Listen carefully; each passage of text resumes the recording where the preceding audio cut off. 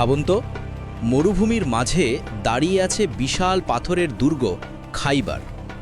সপ্তম হিজরিতে সেই খাইবারের মাটিতেই শুরু হলো এক কঠিন যুদ্ধ।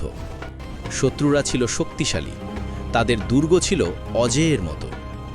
মুসলিমরা একের পর এক দুর্গের সামনে কঠিন প্রতিরোধের মুখে পড়ে। ঠিক তখনই রসুলুল্লাহ সাল্লাল্লাহু আলাইহি ওয়াসাল্লাম ঘোষণা করলেন, আগামীকাল আমি পতাকা এমন একজনের হাতে দেব যিনি আল্লাহ ও তার রসুলকে ভালোবাসেন, আর আল্লাহ ও তার রসুলও তাকে ভালোবাসেন।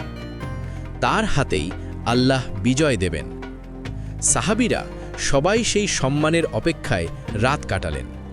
পরদিন পতাকাটি তুলে দেওয়া হলো সাহসী বীর হজরত আলী ইবনে আবি তালিব রদিয়াল্লাহু আনহু এর হাতে।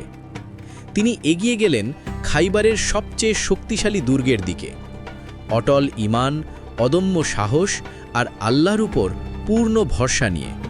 তারপর যা ঘটল তা ইতিহাস হয়ে গেল। খাইবারের দুর্গ ভেঙে পড়ল, আর আল্লাহর সাহায্যে মুসলিমরা অর্জন করল বিজয়।